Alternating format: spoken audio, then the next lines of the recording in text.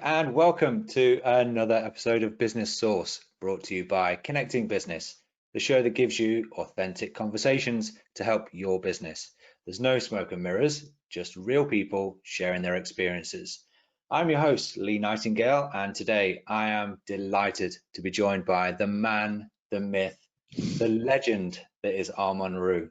Armand is Sales Director at Granke Factoring, and he's also Director of Rugby at Dorking Rugby Club.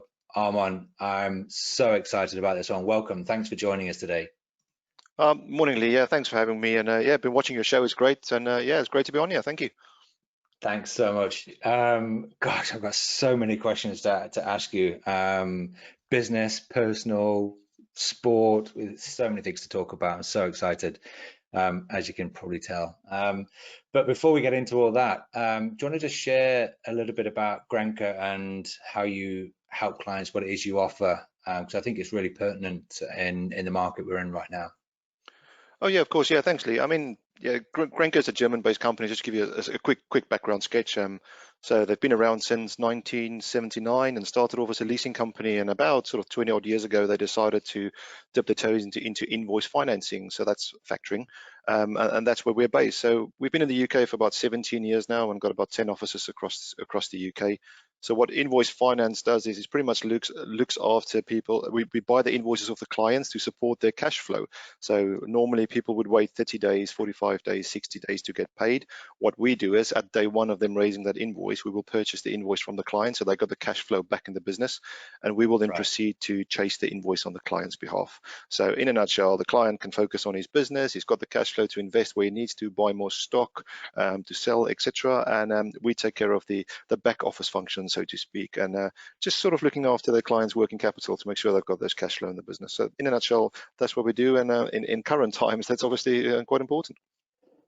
Absolutely, because when we're a small business, we've got so many different hats on, trying to perform so many different roles within the company, trying to deliver the product or service that we're offering, that we don't always get the time to do the back end stuff, the chasing. We send the invoices out, but then we're on to the next job. We just hope that the customer pays, right? And that 30 days can be quite harmful, especially then if that goes over 30 days. It's going to have a detrimental impact on cash flow, as you say, but then on my time, because then I've got to stop doing what I'm doing and selling more of what I'm selling to then chase those people that I thought was all okay and that I sold to already and sent the invoice to. So it sounds like you take a lot of the pressure off, a lot of the weight of that finance side of things, that worry and concern about getting paid, because you've effectively guaranteed that revenue by paying that invoice straight away day one once it's been sent, right? Yeah, no, definitely. I think to add to that sort of challenge, I suppose, that you just mentioned, a lot of small companies aren't aware that they need to take out some bad debt protection, get an insurance policy in case your clients don't pay you. So it compounds the problem at the moment where there are some people who's asking for goods and services to be delivered and don't necessarily have the capital to pay for those. So what we try and do is we try and advise the clients to put them in the best position possible with an invoice finance facility. So we call it a working capital solution. So they've got that capital coming back into the business, but also to make sure there's an insurance in place for both parties, for us and the client. So should that debtor not pay their invoice, at least they're covered in some shape or form. So yeah, we're trying to take that stress away for the clients. I mean, the biggest constraint is obviously time. As a business owner, SME, normally you want to do everything because you think you can do everything the best of your ability and struggle to trust other people to do your job, or necessarily don't have the cash to invest in someone to come and do your accounts or chasing up invoices for you. So the solution is pretty much focused to help those clients save that bit of time and have a bit more of peace of mind. If you've got that insurance, you've got the peace of mind. So yeah, no, it's in current climate, just make people sleep quite nicely and ensure that the money come back in. Yeah, I imagine, because there's businesses that yeah, let's be honest. Some businesses have done really well, and it's grown massively during this lockdown period because of whatever product or service, particularly products, I suppose, that they're selling. People have wanted more of because they've got more time. So lots of stuff going on that you want to do at home, hobbies, sports, whatever. I couldn't buy a driving range net for months, after because they'd all sold out. So clearly there was a massive spike in demand, and along with the spike in demand goes a massive spike in demand for your time and effort and shipping and manufacturing and building stuff, and the whole supply chain, the back end side of things sometimes gets a little bit overlooked. So it sounds like you've got a fantastic offering and a way of sort of relieving that stress and pressure there. So speaking of Granke then, how has that business been affected by this pandemic? What was sort of life like before? What's it like now for the business? I guess inevitably, I mean, we look after the cash flow for a lot of companies, and we're sort of seen as a bit of a lifeline for a lot of businesses. So leading up to the pandemic, and we're obviously quite well situated because half of Grenke we do the leasing of products, and the other half we do invoice finance. So a lot of clients are leasing printers and office equipment, and a lot of clients are getting us to look after their debtor books. So inevitably, the pandemic threw up a lot of challenges for our clients as well, and those clients who were in the buying cycle or in the pipeline, they decided to pull the handbrake up for a few months to see exactly what's going to happen first. So Yeah. I mean, those challenges were paramount for all of us, and not only that, on the pipeline side, you also have your clients who's been conducting work and raising invoices that we are purchasing. So with lockdown 1.0, before we get to 2.0, with lockdown 1.0, a lot of clients stopped delivering any services or doing those goods. So therefore, invoices stopped getting raised, and we get stopped presenting invoices. But as you rightfully mentioned, there were some of our clients in certain sectors and industries that absolutely thrived, and you can imagine that healthcare recruitment is through the roof. Yeah. Construction was actually kept pushing ahead, which was quite great to see. Security services were also pushing forward, but inevitably a lot of our clients saw challenges, and I'm sure you can probably relate to that with your own client base. I mean, you feel your clients' pain and you want to help them, but inevitably we just got to wave the storm. Have you had any similar challenges with your clients? Yeah, for sure. We've had instances where we've had long relationships with clients, and they've either had to sort of take payment holidays or reduce down the service. But it's a tough one because they still need the full-blown service that we're offering, but cash flow is a significant issue right now. So we've tried to do what we can to help. Ultimately, we don't sell a product, so there's no physical thing to ship. I don't buy anything in and manufacture anything and send it on.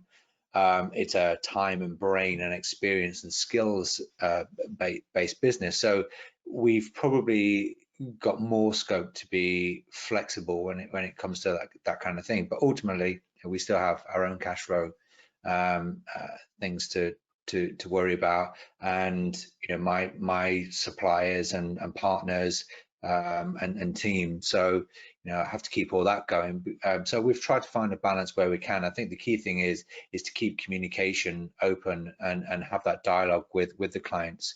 I'm very fortunate to have very close relationships with pretty much all of my clients, where we can have very open, honest conversations about the situation, so that things don't sort of escalate and snowball into something ugly, if you like.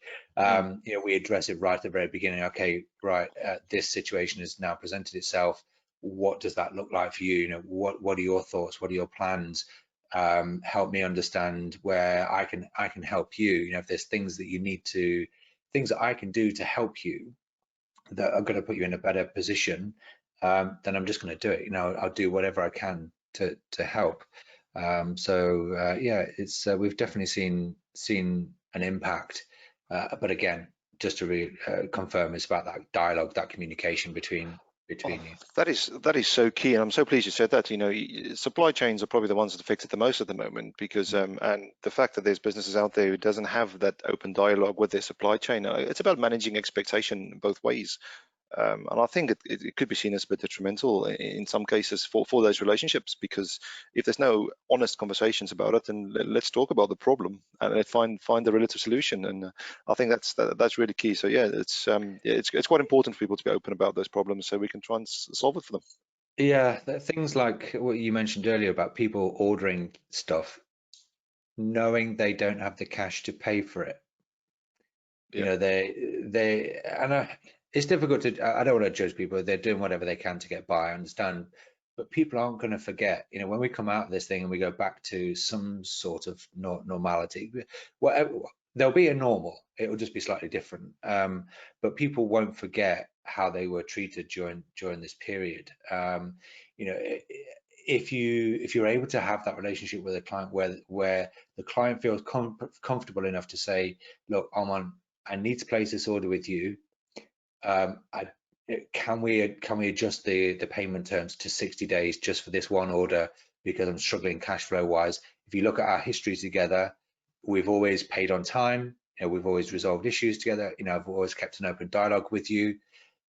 I'm sure you would do whatever you can to go out of your way to support that client, but to just have somebody order something and then doesn't pay after 30 days, and then you're constantly chasing, and then they're not answering phones and emails and stuff, that's what's going to sort of cause a lot of stress for the person who supplied those products, and it's going to put a strain on the relationship going forward.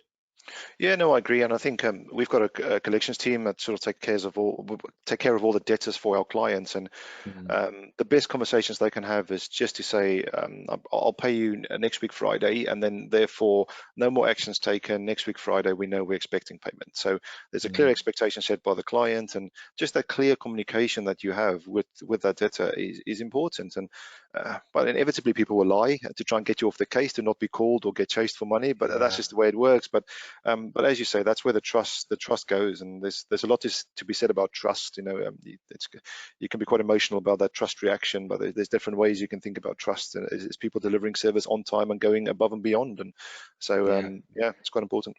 Yeah, and that's what I say. I think when we come out of this, I think right now people are doing just whatever it takes to keep themselves going. Yeah. But once things go back to that normal, they, I think, are going to take a look at their whole sort of supply chain, their partners and clients, and say, do I really want to be continuing to do business with them given what happened? So I'm not saying that's what I'm doing, but I'm sure there'll certainly be situations like that. But Oh, it's the same thing. I suppose even before the current pandemic, if you maybe rewind 2 years, it's the same thing. If you can't pay for the goods you're ordering, or you're not delivering on a service that you promised someone, then no one's going to do business with you. So I guess it's just setting that clear expectation. You over deliver, or you just deliver what's expected, or you can't. And I guess none of us want to be seen as that company who doesn't really support them when it's really needed, especially now. So yeah, that support element and account management, and just constantly being there for someone, and having open dialogue is really important. So yeah, well, fingers crossed. None of our clients put some barriers up like that for any of us. So that's what we've got to hope for. Armand, there's so much to you. The man, the family man, the rugby guy, the career guy. Can you maybe just give us an insight into more about yourself and your sort of background, how you ended up doing what you're doing in a commercial world, but really keen to dig into that rugby background as well.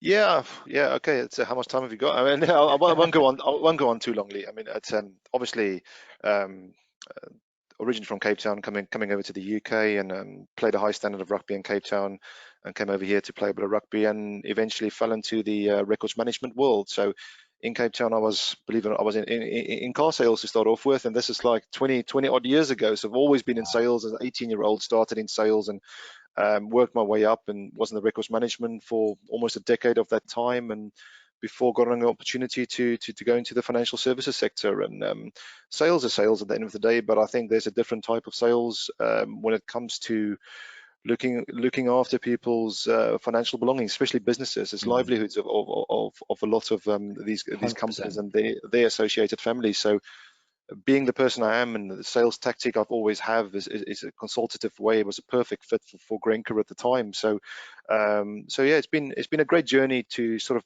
implement everything that I have learned in my sporting background, and being within that culturing environment where we try and support all the players that's around us, the coaches that's around us, the medical team, the conditioning, etc. Try and support them and develop at the same time. And you do exactly the same with your staff wherever you go. So being in the position I am now, it's trying to support them. It's like if someone gives you a team of A-star sales guys to go onto the road, those teams inevitably could have a bad dynamic, so it's the same as a rugby team or sports team. Right. You've got to have the right dynamic, and you've got to face those challenges together, and being throw off your path and off your track a bit to come back and find a way, and therefore you become a better team.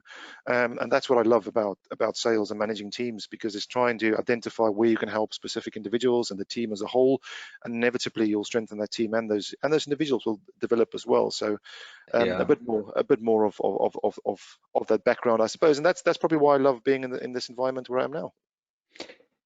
Yeah, something's immediately popping up into my head about these A-star things. If you think about the Premier League and all these prima donna footballers coming into the top teams thinking they are God's gift and the next Ronaldo or Messi, and you find that they come in with this attitude of me, and it doesn't work. They don't thrive. They don't do very well. They end up sitting games out, getting sidelined, being miserable.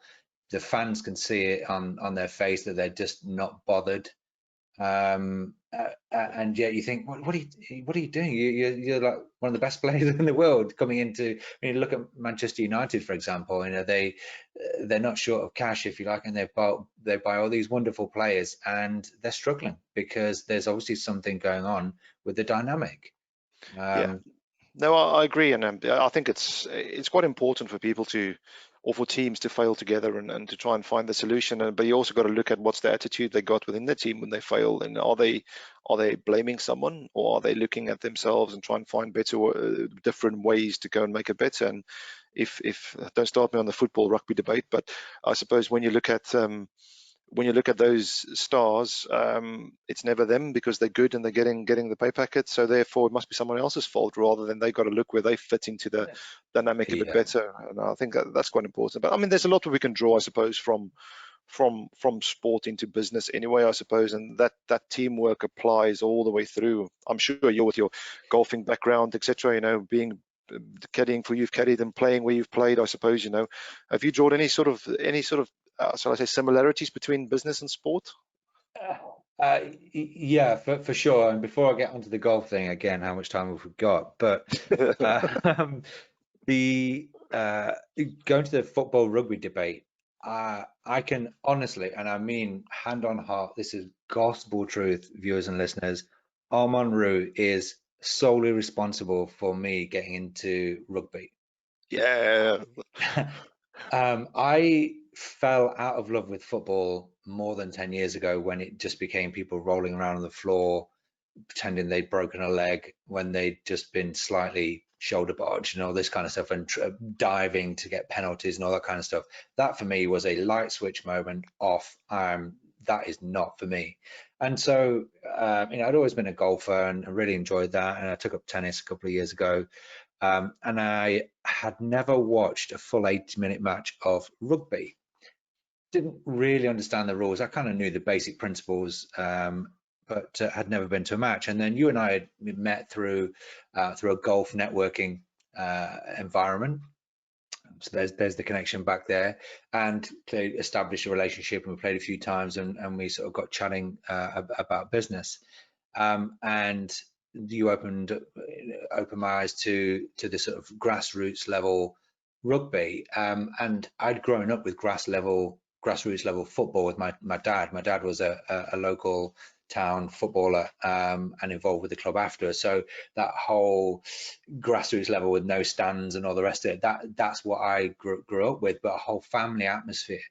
And I remember you invited me down to Dorking for my first match, and the atmosphere was fantastic. The atmosphere between the two sets of fans was like nothing I'd really experienced before, because they were all mingled together. They were all on the sidelines drinking, and yet there was this wonderful camaraderie, yet respect.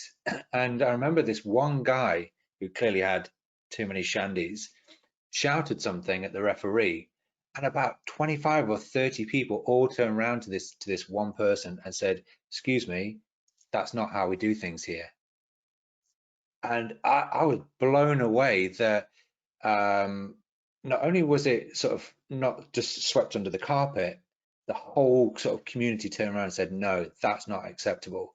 And that was the biggest hook into my mouth that got me into it. I thought, wow, this is the kind of environment that not only do I want to be involved in, but I want my children to be involved in. That's why I brought our baby Mia. I think she came down in December last year when she was only sort of 4 months old, because that's the kind of spirit and environment that I want her to be in. And similarly with golf, you don't see golfers rolling around on the floor when they do a bad shot and throwing tantrums. Or you see the odd tantrum, the odd club throw or club snap, but there's very few people that do that. But overall, it's I don't even want to use the word gentleman sport. It's just the etiquette of the sport is just such a fantastic thing for kids to grow up with, because it does teach you respect. You have to carry yourself in a certain way. I really do wish that they would relax all these dress codes and some of the stupid 100, 200, 300-year-old rules in golf clubs. But don't get me started on that. But yeah, I think both golf and rugby can teach kids a lot of things. And would I be right in saying that down at Dorking on the big field, during last, we'll take you back to last year, you have over like 600 kids training on a weekend? Yeah, that's right. We've got just over 600 registered children at the moment. So every Sunday What morning, sort of age ranges, Armand? so they start at under 5 and they go all the way to under 18. So we've got a list through this morning. Actually, I got an email quite early on this morning about what levels we're at now, and our levels have increased. Believe it or not, more and more people are joining still in the current climate, which is really phenomenal if you think about it, because people are probably looking to find that outlet to go and do something as a family outside where it's safe. And even in lockdown, between the two lockdowns, shall we say, when we returned to rugby a little bit, we still had 600 kids down, but we had to stagger the times they are down just to ease the congestion for obvious reasons. So have a morning, a mid-morning, and an afternoon slot for that. So it's great to have it. But there's the first time I've heard that story from you, Lee, about telling the guy not to shout at the ref. And I guess that's quite an interesting one, because respect is the foundation. A lot of things in rugby is built on, and the same with golf. You don't talk when someone's on the backswing, and you don't talk when someone's standing over the tee to kick the ball to the posts. So I think respect is huge, and that's why it's obviously one of the core values for the RFU and for us as a club. So great to hear it is taking place, because after a few beers, suddenly people might say something they shouldn't be saying. But yeah, I'm pleased. But as you say, if you bring your children down there, you don't want to go in an environment where people are shouting at people for the sake of it and being disrespectful, because inevitably your child will pick up those habits and feel it's okay for you to do so. So well, I mean, I just cannot for the life of me imagine taking my child to a football match. The abuse, the swearing, the language that goes on in the stands, and if fine, if that's the way you want to do it, great.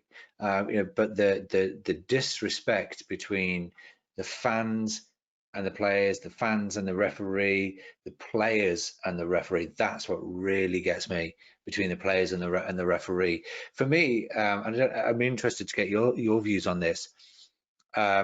It would be stopped immediately if you mic the referee up. And the reason in football, like they do in rugby, because the people who stream live sport would say yeah, we can't stream it live because of the language and the abuse that goes on. And then all of a sudden now you're affecting all the in-play betting and all that kind of stuff. And so the only other solution is to stop the abuse, stop the swearing. You just basically say to the players, look at the impact that you're having. You know, we're going to mic the referee up. That's it. No more abuse, no more swearing. Because if you do, you're off, red card straight away, or sin bin, whatever you want to call it. Massive fines. I know they get paid huge money, or even game bans. You know, I'd want to see game bans because that hurts them as a player, where they should not get paid if they get banned, and it hurts the team. And then if anything that's hurting the team, now your playing partners are like, whoa, hang on a minute, and the fans are like, whoa, hang on a minute. So it's just beyond me why they don't do that, Armand, like they do in Yeah. rugby.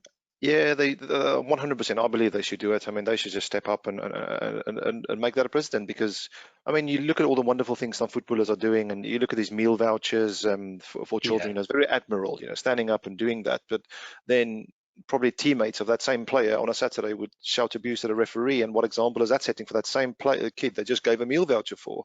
So yeah, what is that gonna? So they go into a working environment in 5, 6 years' time when they're 18 years old, and they feel they can be disrespectful when there's a sense of authority around them in an office who's trying to help him do the right thing and develop him to make a career, a success in a career at some stage. So I 100% believe it's something that needs to be addressed. If I'm honest with you, and just put a mic on them and say, players, if you're doing that, you're off, and maybe just penalise them as well. They've got enough money to be penalised. But again, another debate on how wealthy and how they're being remunerated. But that's how it goes.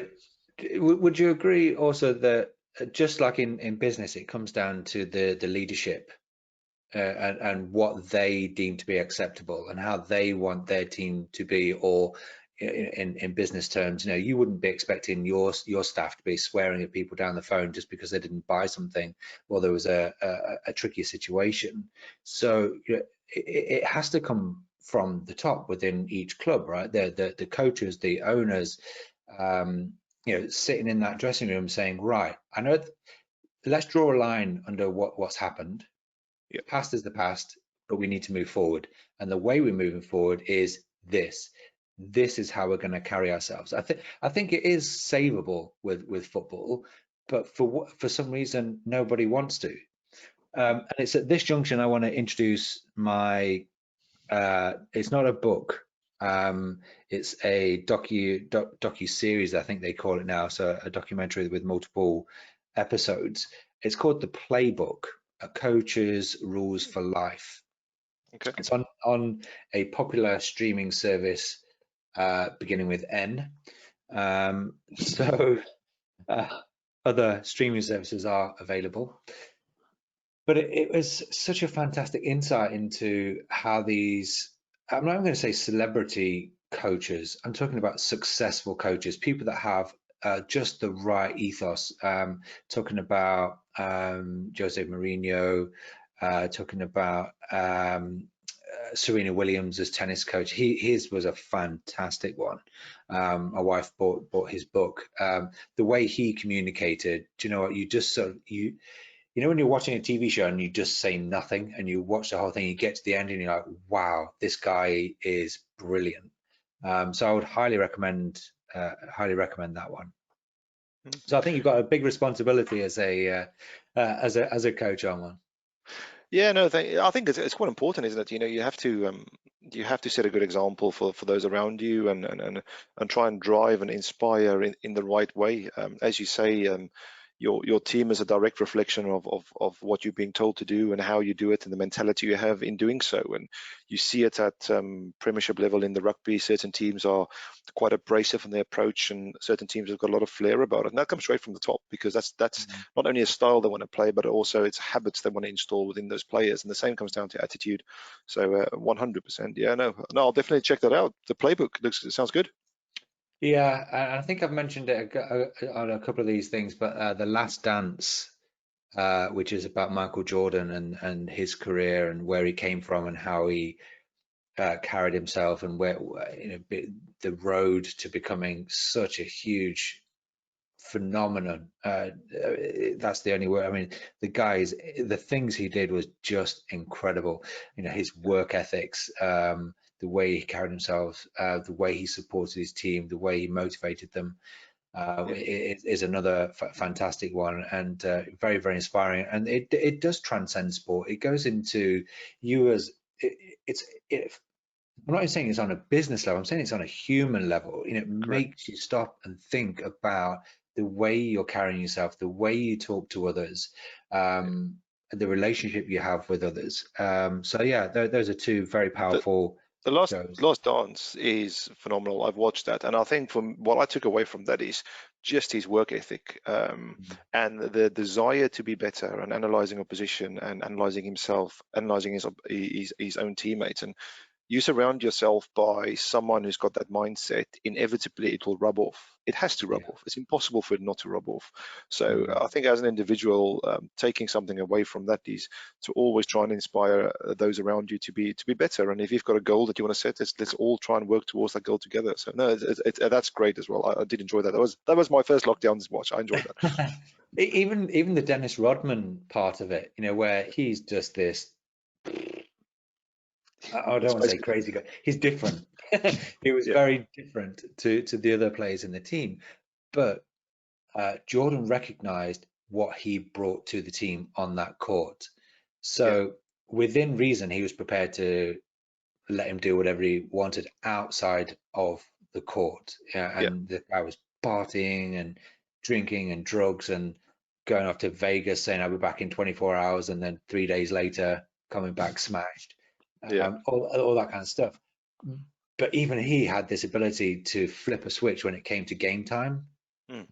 Um, yeah, But it comes down to it also comes down to the management, and the ability to understand your the people around you, and that sort of going towards this goal with you. They knew he needed that, and I yeah, think that's clear. They didn't try and tell him you have to be like Michael, you have to yeah. train like Michael, you've got to be there the whole time, because they knew that wasn't his triggers. And I think understanding and working with the people you've got, it's just as important. It shows clearly in that. So yeah, it was Right. interesting to watch, and the level he played at, doing the things he did. Imagine what he could have been if he applied himself differently. But then would he have made it? Because I don't know. But I yeah, know. it was great. It was great. So thinking, given the experience you have within the sporting side of things in business and with your staff, do you think this has given you a greater sense of being able to relate, nurture, coach, listen even to each individual at a human level? 100%. I mean, we won't. I don't think any successful business will be where they are if they don't work with their staff, listen to their staff, support their staff. I think that is absolutely crucial. And it's in a sporting environment as well, as you identify the 5 things they've done really well, and so don't stop that, but let's identify one thing we think we want to go and improve on. Everyone finds that one thing, and as a team collectively, you just all improve together. So I think it's really Mm, important. And I think as a also you look a bit beyond that. People's got, if you buy into people's personal lives, understanding what's their personal objective. I want to buy a house. I want to buy a car. I want to start a family. I want to get married. If you understand those goals, you can better relate how you put your strategy together to support those, to mm. finally get to those goals. So it's a bit of more of a personable level, and I believe it goes through business and into sport. So yeah, it's quite an holistic way of looking at it, but it's so important. It's so important to understand the people you work with. Yeah, I think there's always been a bit of a disconnect between sort of senior management or management and their employees for fear of getting too close, and then what happens if I have to fire them and become friends with them? We're not saying that you have to become best buddies and go drinking with them, right? We're Correct. saying connect with them on a human level to understand them, what their drivers are, what their goals are, what their needs are, what their situation is, and how you can help them better themselves, better their career, get to the goals that they're looking for. That's very different from becoming their best buddy, right? Yeah, no, of course. I think it's so important. A lot of people feel that, let's say, I don't know, you're a sales director and you've got a sales team. The sales team fails, yeah, the team isn't good enough, but it's your team at the end of the day, so it reflects back on you. And the same happens with the account managers. If they've got a consultants managing a lot of accounts, the account manager's got to take ownership of those accounts and ensure, because if they fail, it's a reflection of them. So building that sort of relationship with them, and I would definitely say doing some goal setting with them, because as soon as they feel they've got input into setting those goals of what we want to achieve month, year, 2 years, 5 years, and then immediately it will make them try and strive for those goals themselves. So I mean, we've read it a million times in so many books and places, so people feel more vested if they feel they participate in that goal setting and structuring how we're going to reach that goal. So if there's one thing I would definitely say, involve your staff. It's a team effort. If the team fails, you fail, whoever you are. So it's important to invest that time into them. Yeah, and I actually spoke about goal setting in one of my earlier podcasts in a book by Peter Jones, and about that goal setting and the steps to get there, working back from what the end goal is, breaking it down, and then having a checklist along the way within each of the different stages of getting towards that goal, so that you can give yourself confidence that you're progressing, you're going in the right direction, you're ticking off all the different things you need to do going forward. And then if you get to a point where something fails, it's not, oh my goodness, the whole world's come to an end, this whole thing is failing, because you've got this whole history of success. Yeah. So you're able to pinpoint that point of failure, assess it, understand it, learn from it, fix it, and then go forward from there. You don't have to redo the whole thing just because something failed here.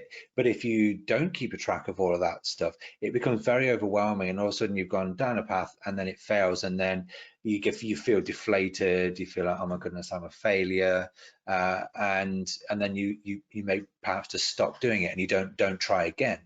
Because it looks like it's too hard. Whereas if you're able to look back and say, no, I did all these things well, let me rewind it back to that point where it was going well, and what steps did I take that made it then fail, or what circumstances or situations presented themselves, because it's not all about us, there's outside influence. I agree, and it comes back to setting those smart goals, isn't it? There's got to be realistic, because people will sit there and they say they want to do X, Y, and we see it a lot. Small businesses come to us and they present us with their business plan, and all of them are going to take over the world in the next 2 years and make £100 billion. And it's like you just gotta rein it back and have small manageable chunks, make them all realistic and try and hit them. And as you say, inevitably you'll fail on one of those. You've got to then review, adapt, and move forwards, and start trying to see if you can do it a little bit better. But if you didn't do that in small manageable chunks, you won't know exactly to which point you got up to. And then sometimes people fall back even further, and then they change the goal overall completely. So yeah, I can say we can talk about goal setting a lot. I think it's quite important. But there's that book as well, isn't it? 5 Dysfunctions of a Team, where you, as I said, involving your staff to set those goals. But you need to have that trust, and you need to have that healthy conflict when you do set these goals. So when you walk out the room, everyone buys into those goals because they've invested into it. We've just had a nice hour meeting about exactly why I think this should work. You tell me why you think it should work. We decided together on the right solution. Now both of us, or the whole team, will go away and try and hit it. And that wouldn't happen without that sort of healthy conflict. Absolutely, really agree. And I'd really love for you to share the I don't know if it was insight, experience, reading, or conversation you had with someone talking about people that striving for A+ moments. We had a conversation about that. Oh gosh, yeah. So oh gosh, he's going to shoot me now. We had a psychologist from a cricket club that came down to the rugby club, and pretty much we were talking about performance, basically looking at a team performance. How can we get to a level where we're comfortable and doing the basics well. So we spoke about what is an A+ moment, what is an A moment, what is a B+ moment, what is a B moment. So we started having a good big discussion about sort of what are these magic moments, and a lot of teams are training for magic moments the whole time. And you look at these fancy offloads, and you look at all these like flash stuff that's happening. And he quite rightfully said to us, just do B+. If you do B+ the whole time, those A+ moments will come. those magic will come. A lot of teams approach games in a specific way. A lot of sales teams approach business in a certain way. They only want to hunt the large, big contracts, but they forget to do the basics well, the communications, the follow-ups, the documentation, be professional, be presentable, be on time, all the basic stuff. You've got to do all that stuff well, and then those big contracts will eventually be a happy consequence. So it was a phenomenal mindset, really, to provide to the players and listening to him. And I think that's something that will stick with me forever, because in a sporting environment, your first touch on the ball has to be spot on. You've got to catch the ball. You've got to be able to catch and pass a rugby ball, make your tackles, do the basics, and then the A plus will come. So would I be right in saying what you're saying is that if people's mentality is I must be a star all of the time, you're only ever going to set yourself up for failure, apart from the one random time or one rare time that you do the A star. It's more realistic, and it's not that you're not striving to be better or the best and all the rest of it. But what's realistic is that it's impossible to be an A star all of the time. If you're in that B plus category, it's really, you know, and you get good at being B plus, the chances are you're going to be better than those people that are striving for A plus, who actually end up being B minus or even C, because of the stress and the pressures get to them. It's only going to create a stressful situation. You know, we all would like to be A plus all of the time, but the reality of it is we can't. It's not possible to sustain that unless you're Michael Jordan. But even then, yeah, he had you know, B plus moments. I mean, he's just a remarkable human being. Yeah, no, I can't agree with that anymore. I think it's exactly sort of alludes to that. So you look at certain rugby teams. I mean, great rugby captains of our time, and I'm talking national captains. They were B plus players, because the coach knew if they have B plus players all over their team, they can sprinkle a few players who can bring more A plus moments, but they need that consistency. And I think in anything we do in the world, we need that consistency, whether it's training, eating habits, team, practicing. We need consistency in what we do, and I guess we need to have the ability to obviously, as you say, strive to do all those things well and improve on those to make those B plus moments perfect B plus moments. And I think that's a whole different discussion on making sure you're like 1% better on all those aspects. But I think in business, it's really important to do the basics really well, because you drop on one thing and you don't know what your buyer is going to be like. And so Fernando Torres for me was someone that couldn't live with that pressure. So he clearly had the ability to be an A plus, and you know, he had periods with Liverpool, etc., where he did phenomenal things. But when he wasn't on his A plus, he was a C. You know, his performance levels dropped because he didn't know how to be a B plus. He didn't know how to just contribute to the team. Even when he was having an off day, his head would drop. He would just be miserable. He felt the pressure from the crowd, and he just couldn't perform at anything other than A plus. But there we go. Yeah, no, I mean, I'm not really a huge football fan for obvious reasons, but I mean, you can relate to Steven Gerrard in a way. You know, he was just did the basics well. I know he had his downfalls and his mistakes, and he had a couple of brilliant moments as well. But I mean, he just bossed the midfield quite well. So, and the same applies. I mean, Chris Robshaw, England captain, Harlequins captain, same thing. You know, he just did the basics well, made his tackles, inspired his team, spoke well. But then it gives the coach the ability to put some players who can bring that X factor around him and make substitutions around those players. So it's quite important.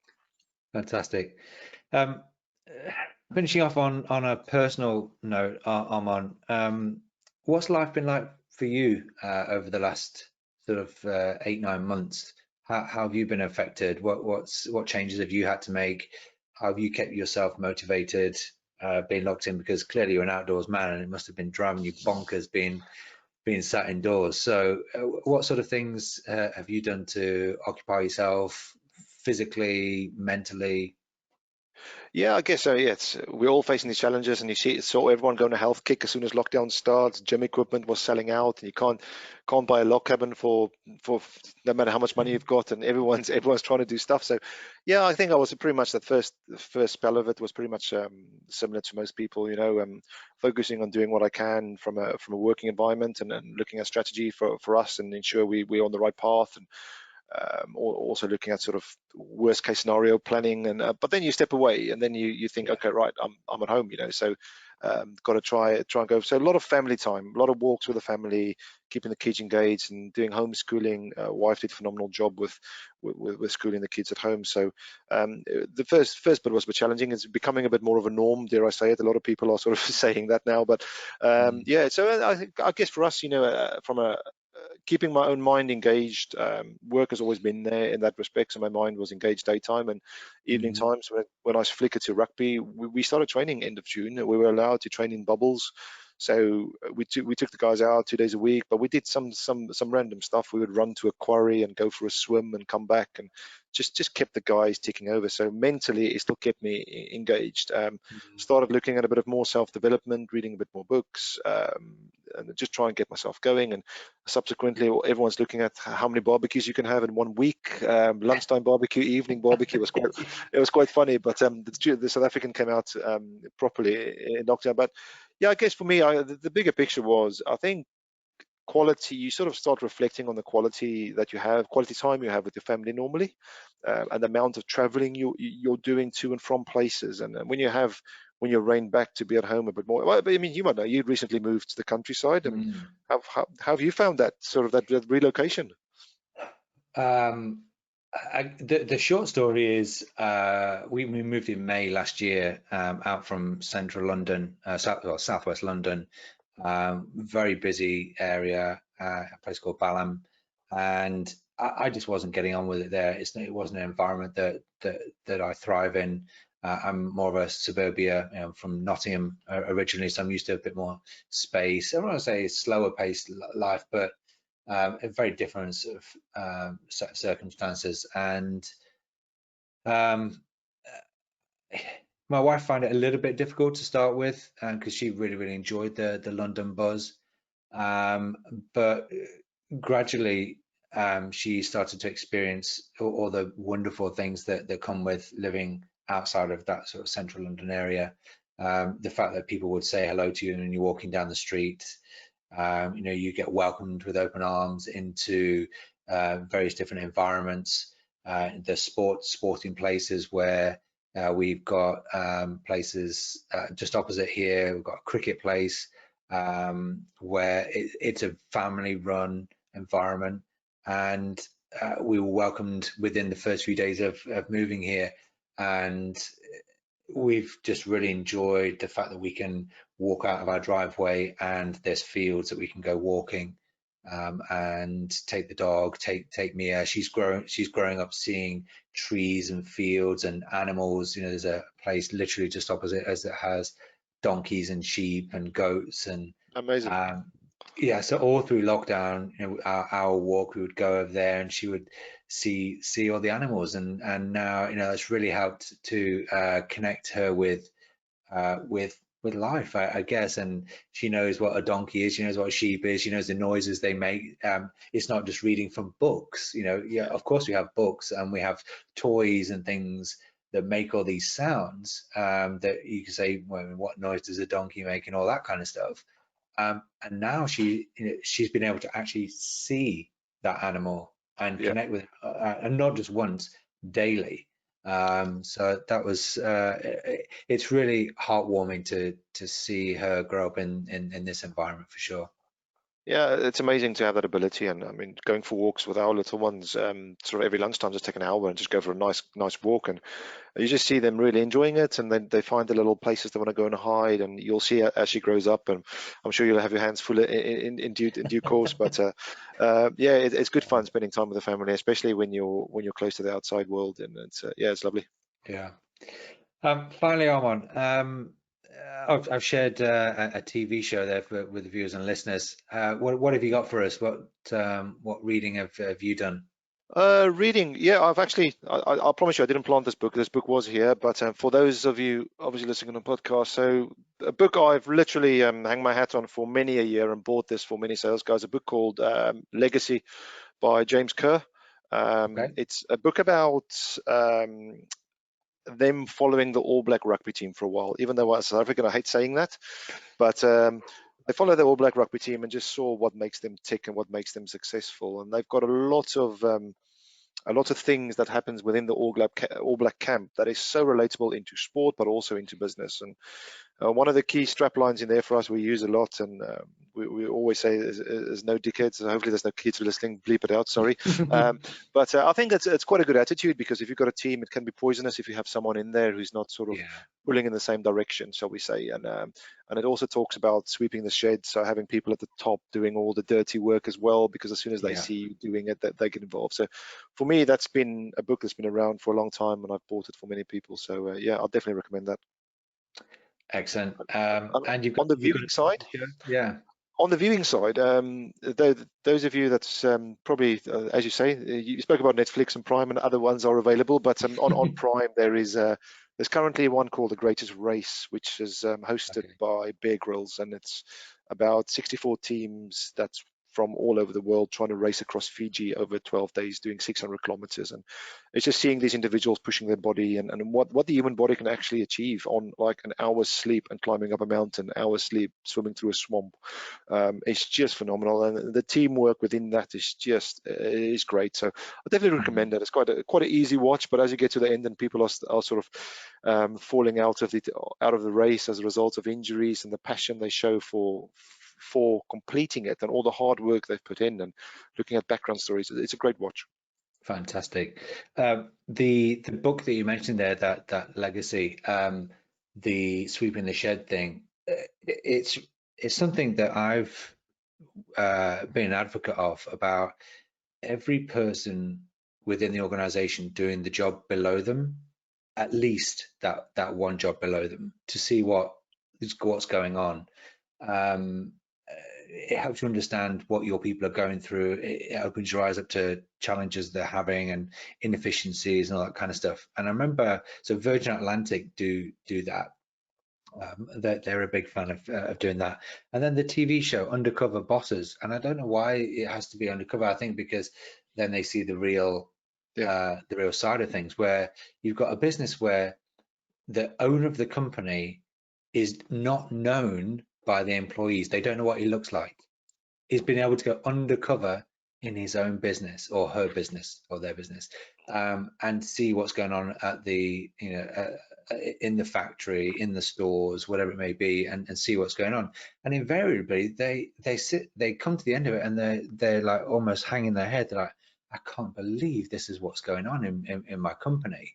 So get involved at all levels within the company.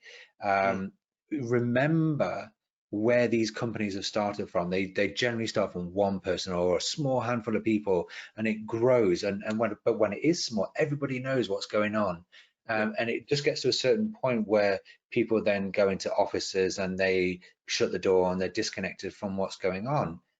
Spend time throughout your entire organization regularly, and make sure that you have this policy of open door, that they call it, where people can come in at any point. It doesn't necessarily need to be an open door, but because it's not always feasible, but certainly open communication, dialogue. Let people give you feedback regularly to let you know what's going on, so you can keep your finger on the pulse of not only the health of the business from a financial client standpoint, but on a human level, your employees. So. Yeah, no, oh gosh, that's a whole thing in itself, I suppose, as well. You look at having an open door policy. If you have a coffee catch up or a meeting or one-to-one or appraisal, people always feel it's one way. It shouldn't be one way. It's two ways. And ask them the questions, get to know them and understand them, and get them to tell you what are their frustrations. Inevitably, you want them to take ownership of their role. So if they tell you that there's something they want to fix or improve on, listen and try and go and do it. Because if you've been there, you've done that, you know what to go and fix. So I guess we can talk about how do we improve operation side. Oh my goodness, Armand, we might need to do a second one on that one. Yeah, no, definitely.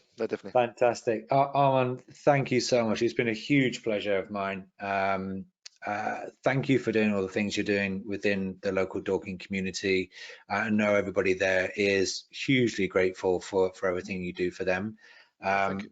Wishing you all the best success with Granke and the team there. I know they are, I'm sure, thankful for the way you approach things. But I just want to say thanks for joining us here today on Business Source. everyone, please do reach out to Armand on LinkedIn and keep an eye on his sporting goals and aspirations. He's a very inspiring guy. Armand, thanks so much. Thanks for having me, Lee. I appreciate that.